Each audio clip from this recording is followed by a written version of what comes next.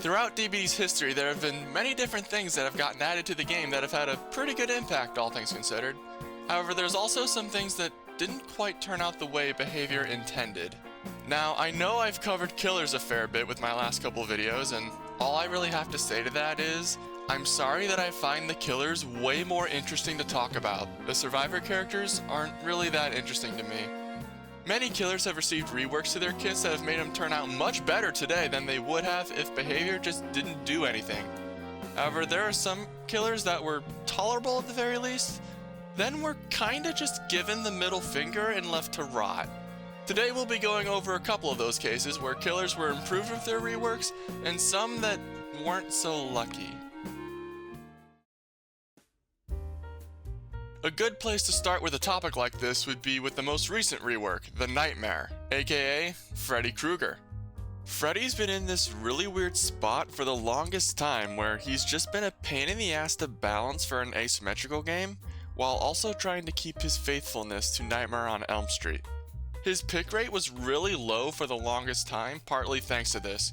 After all, part of the reason people play licensed killers is because they want to feel like they're playing the character.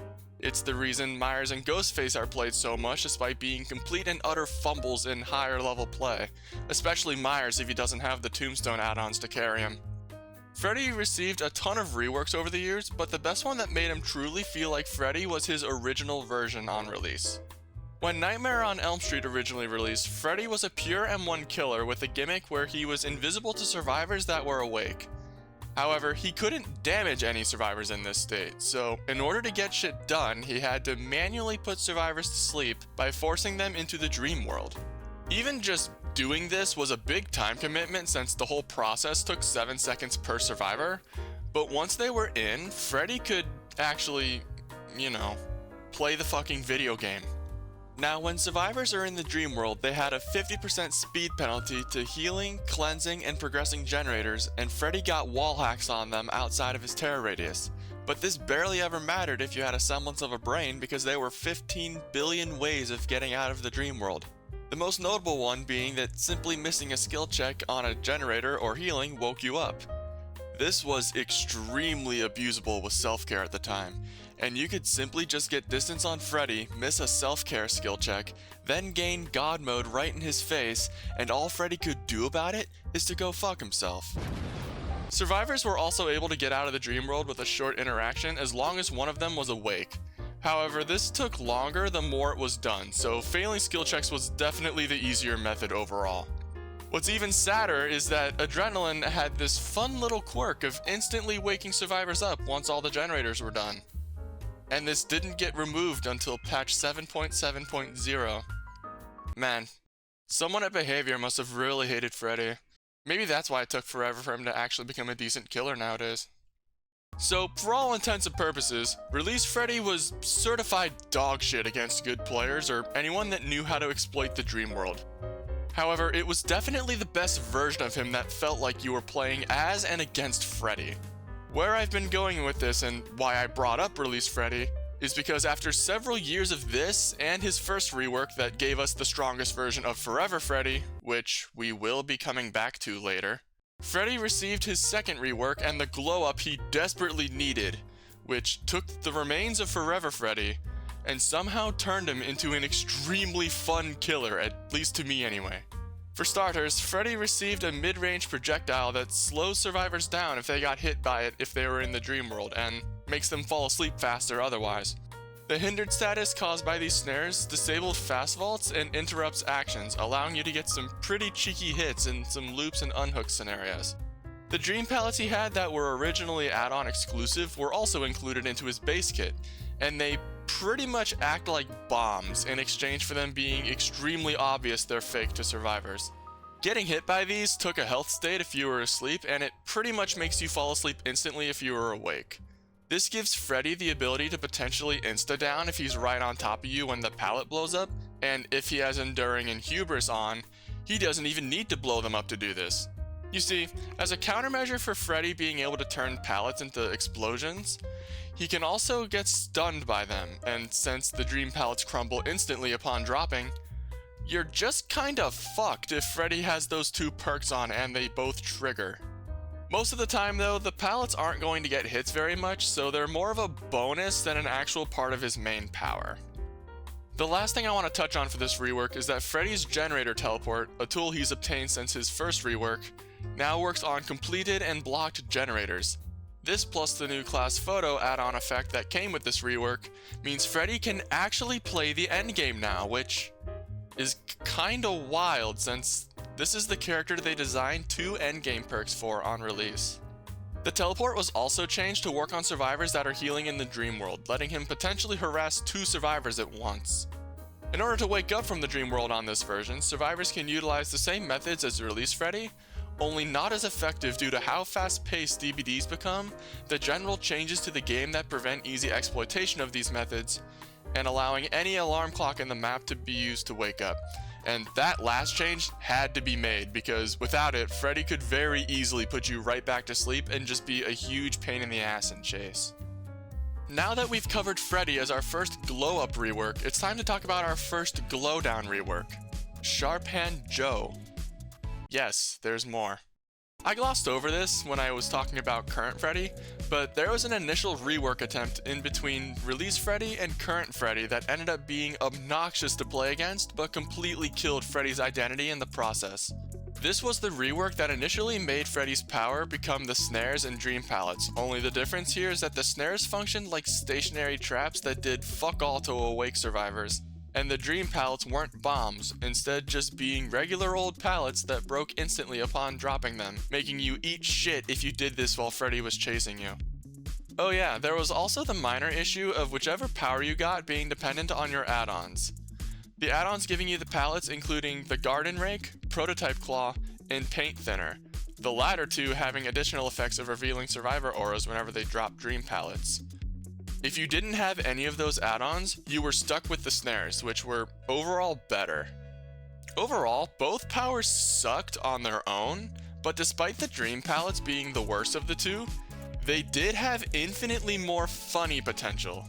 And in my opinion at least, that's all that matters.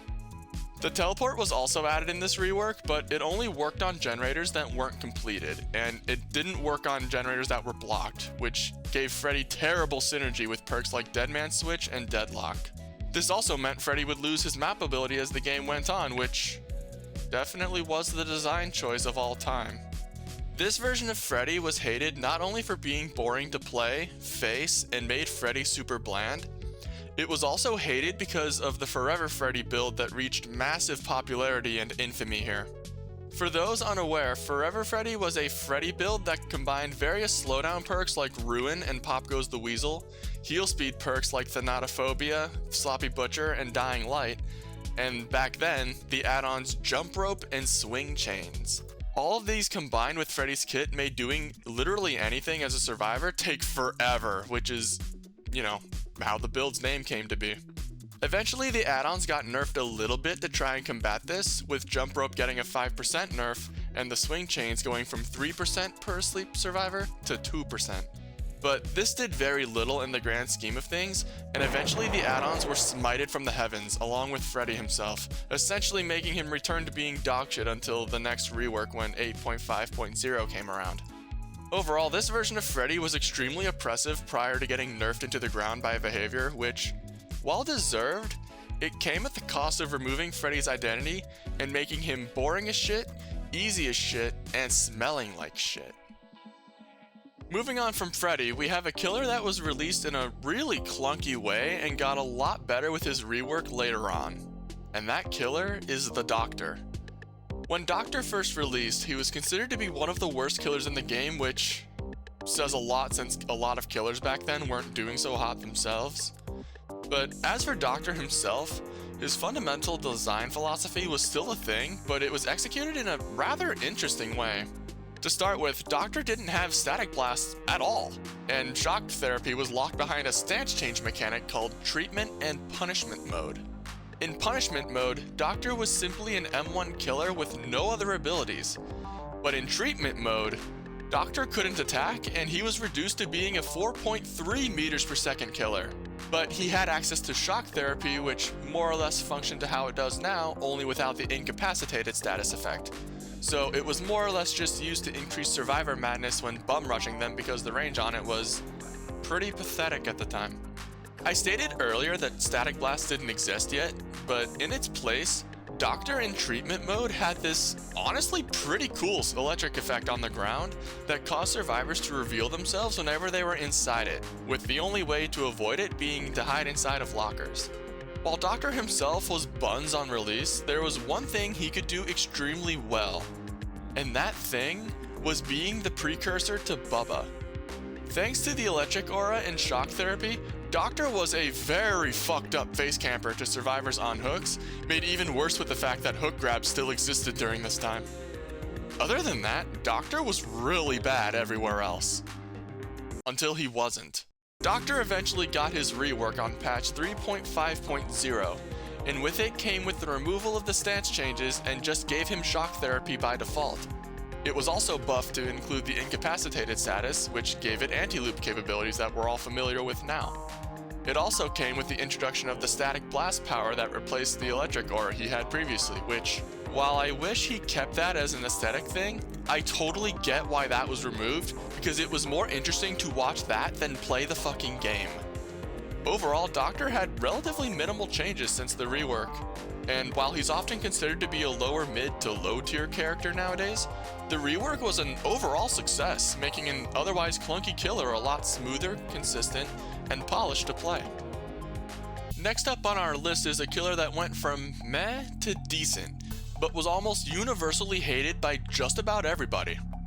In patch 7.4.0, Trickster received a set of changes that did a lot to improve his quality of life, but also reworked his power in a way that basically pissed off his entire player base. For starters, the recoil from throwing each knife got removed, which is very nice to see.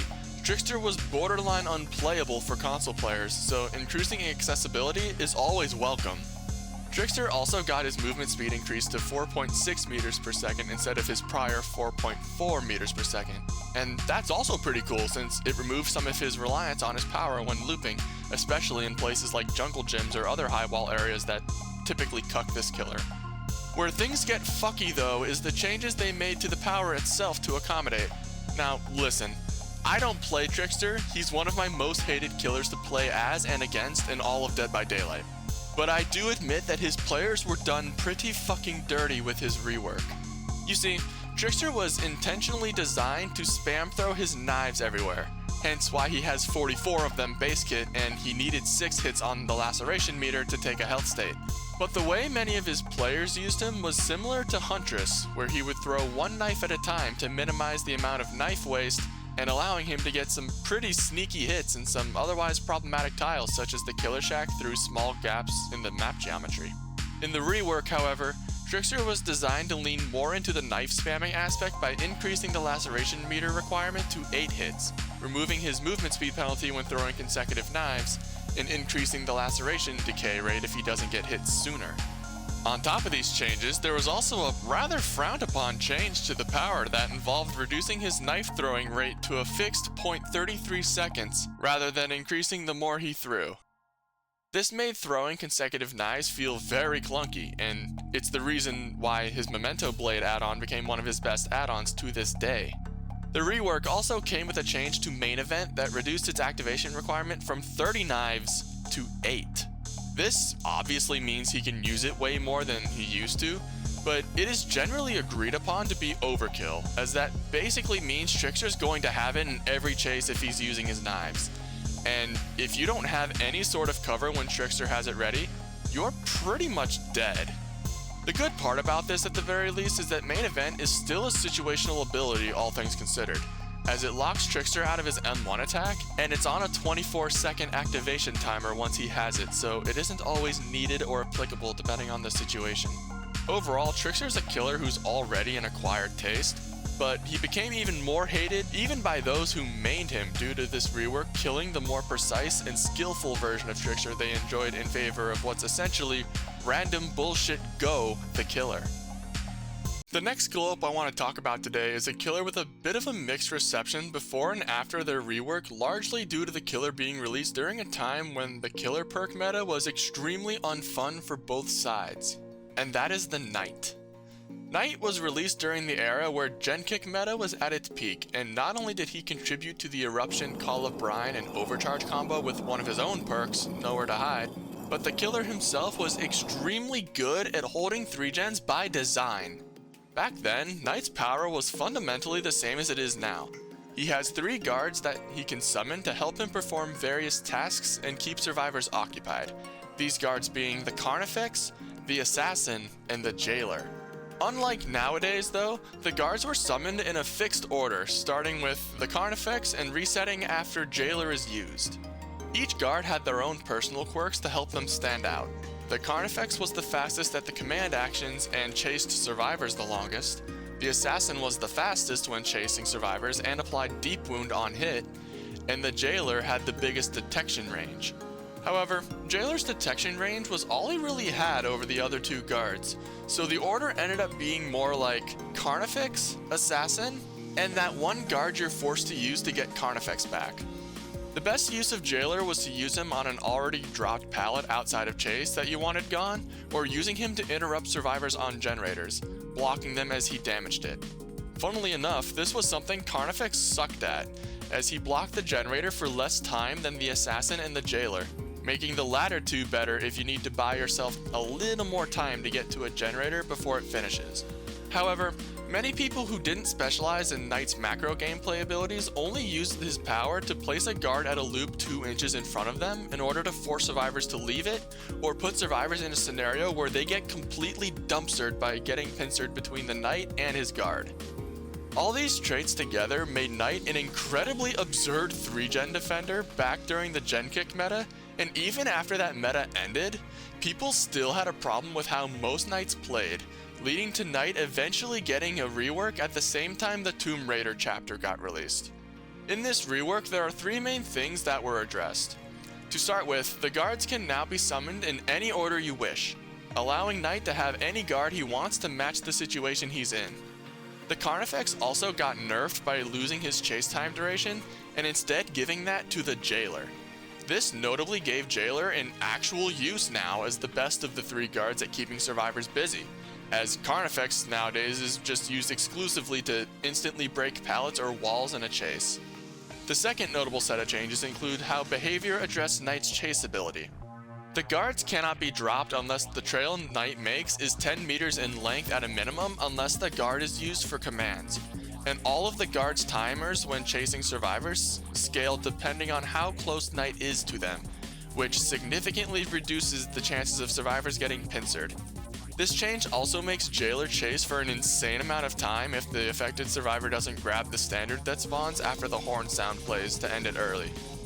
Finally, a bug that existed on the old version of Knight due to Knight being one of the 3 anchor beings keeping the game from completely imploding upon itself was incorporated into being a feature to help survivors being harassed by guards.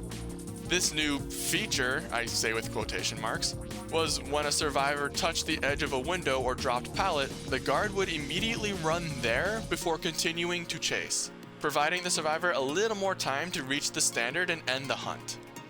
Overall, Knight's rework put him in a much healthier spot than he was on release and after the 3-gen meta was over, and I feel like we should have a little more appreciation to behavior for managing to actually make Knight interesting and requiring macro sense to perform well now. Finally, the last killer we'll be talking about is Skull Merchant. Come on, you knew I was going to bring her up at some point. She was one of DBD's biggest fumbles in history. Hell, if you're a little kid who somehow ended up on this video because mom and dad left you unattended with the iPad again, even you knew I was going to bring up Skull Merchant. We all know how Skull Merchant started out, there's no getting around that, it's pretty well documented. She didn't exactly have lock-on stacks back then, but rather an area of effect that caused a bar to fill up if survivors were within it, and once it was full, the survivor became exposed until it fully depleted. Hacking the drones to stop this gave a claw trap, which Skull Merchant can use to see where you are in real time without needing aura reading perks, making it questionable to even remove the drones in the first place. She remained like this for way longer than she should have, which I believe only got addressed as fast as it did, due to not only community backlash, but also because of that time this one guy held one of the best teams in competitive DBD hostage for an hour, which Jesus fuck, how did this make it past the BTB, let alone the drawing board? She and possibly Knight were the main reasons we've gotten several nerfs to various perks associated with 3-genning, as well as the introduction of the anti-3-gen system. Skull Merchant ended up being reworked in record time, and while the rework drastically improved her health and pretty much made 3-gen Merchant go extinct, there were some problems of its own. For starters, placing a drone gave Skull Merchant 8 seconds of undetectable, and survivors that get scanned give Merchant haste for each scan. If a survivor gets scanned 3 times without getting hooked, they get injured or deep wound and they gain a claw trap, becoming broken until the claw trap's timer ended. From this point on, any survivor who gets scanned with the claw trap gets hindered, and the timer on the claw trap resets. Assuming you survived hearing that lengthy explanation of Merchant's reworked power, the main issue Merchant had here is the fact that she gets 50 billion status effects anytime her power does something. And this was the main point a lot of survivors had issues with, especially since the majority of Skull Merchant players would just place a drone at a loop to force lock-on stacks if survivors didn't leave it. However, there was one key piece of information that completely countered her entire power, and it's this button right here. Simply crouch walking or standing still prevents the drones from being able to scan you at all, and this could be exploited to waste a lot of the Skull Merchant's time if you knew when to take an M1 hit or when to take a claw trap. It's a bit outdated now thanks to what we'll be talking about shortly, but Pixelbush made a really good guide that goes further into this, and I'll be leaving it in the description below. It's a pretty well made guide that I highly recommend watching for information on this version of Skull Merchant. Long story short, Skull Merchant was in a pretty decent spot now outside of the status spam, but thanks to a combination of the Go Next epidemic giving her an insane kill rate and survivors whining on Twitter because they couldn't be bothered to learn her counterplay, Skull Merchant ended up receiving changes in patch 8.3.0 that resulted in a gutting that wasn't really as much of a gutting as it was a fucking Danganronpa execution. The biggest changes affecting Merchant this patch was the removal of the drone's stealth feature, removing one of the scan beams on each drone, reducing the hinder amount, and survivors being unable to get scanned if they're in the middle of a fast vault animation. These changes, to be quite frank, were incredibly undeserving, as not only did it create one of the biggest glowdowns of all time, it also created a really bad precedent where killers could potentially receive a ton of nerfs due to survivors complaining despite refusing to learn the killer's counterplay.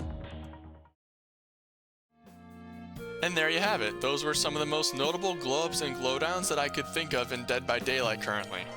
Obviously, I didn't cover everything, and there's more outside of killer reworks that I could talk about, so let me know down in the comments if you'd like to see another one of these, what you would like to see covered, and what you think about the killers I talked about in this video. If you'd like to see more DBD content, I have a playlist linked in the description slowly increasing with more DBD content as I cover more discussion topics and anything else that comes into my head. With that in mind, cheers!